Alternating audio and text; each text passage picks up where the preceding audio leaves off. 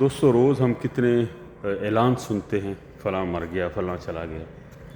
ہم بس یہ کہتے ہیں او ہو یہ فوت ہو گیا، نو کیوں ہے ایسے. ہم روز جنازے پڑھتے ہیں، روز ہم قبرستانوں میں جاتے ہیں، مردوں کو زمین کے سپرد کر دیتے ہیں، لیکن ہمارے کان پر جوں تک نہیں ریگتی. ایسا لگتا ہے کہ ہم ان میں سے ہے ہی نہیں، ہم تو اور مخلوق ہیں، ہم نے ساری عمر زندہ رہنا ہے. ہم مردے کے سرہانے کھڑے ہو کر دعا کے بعد وہاں پر لوگوں کے ساتھ ہم دنیاوی باتیں بھی کرتے ہیں اور مذاق بھی کرنا شروع کر دیتے ہیں، گویا کہ ہم ان میں سے نہیں ہیں، ہم نے نہیں مرنا، ہم سب ایک ہی جیسے ہیں. میں یہ بار بار اس لیے کہتا ہوں کہ ہم سب ایک جیسے.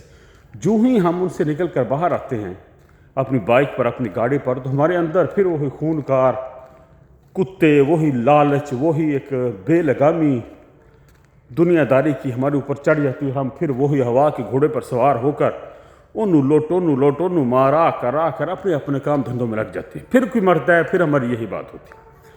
اچھا، اس کا حل یہ ہے کہ ہماری جو بکھری ہوئی سوچیں ہیں نا، ہم دماغی طور پر فوکسڈ ہی نہیں ہیں، ٹھیک ہے نا. ہم اللہ کو بس ایسے حادثاتی طور پر مسلمان کے گھر میں پیدا ہو کر ماننا شروع کر دیا، نبی صلی اللہ علیہ وسلم کے عشق میں گرفتار ہو گئے، وہ بھی بس اس طرح نہیں جس طرح ہونے کا حق ہے، ٹھیک ہے نا.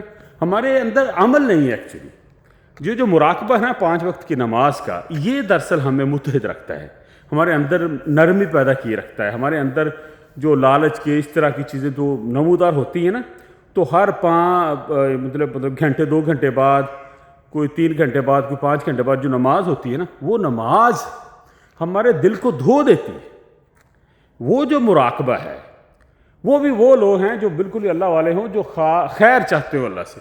ویسے تو بڑے بڑے حاجی نمازی بھی بڑے بڑے ظالم ہوتے ہیں. تو بہرحال اللہ تعالیٰ سے لو لگائے بغیر ہم ان چیزوں سے دور نہیں ہو سکتے. یہ جو مٹیریلسٹک چیزیں ہیں، ہم ان سے کبھی بھی دور نہیں ہو سکتے. یہ ہمارے اندر بڑھتی جائیں گی، یہاں تک کہ ہم اتنے ظالم ہو جائیں گے کہ ہم لوگوں تک کو قتل کرنے کے چکر میں پڑ جائیں گے، لوٹنے کے چکر میں پڑ جائیں گے. یہ جو ڈاکو شاکو ہوتے ہیں، یا تک آج کل تو سائنسدان بھی سارے ڈاکو ہی ہیں، یہ جو سیاستدان ہیں، یہ کس طرح بندے مار دیتے ہیں، کس طرح بندے اٹھا لیتے ہیں، ان کو پتہ ہی نہیں ہوتا. ان کی لالچ کے گھوڑے ہم سے بھی 10 گنا زیادہ ہوتے ہیں، 20 گنا زیادہ ہوتے ہیں.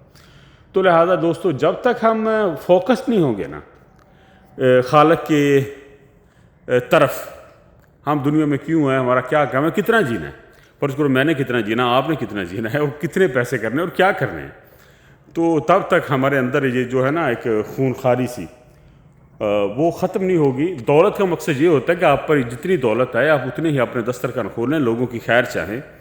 یہ ہے ایکچولی دولت کا مطلب. دولت سے جنت حاصل کریں، اللہ کا قرب حاصل کریں. بھائی دولت سے تسی اپنے گھر سام بھی جانے تو بس پھر ٹھیک ہے.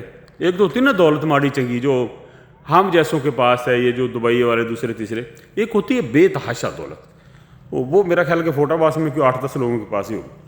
تو اس طرح کی جو معاملات ہیں نا، وہ ہمیں اللہ کے سپرد کرنے پڑتے ہیں. پھر کہیں جا کر صبر آ سکتا ہے. انسان کا پیٹ نہیں بھرتا کبھی بھی.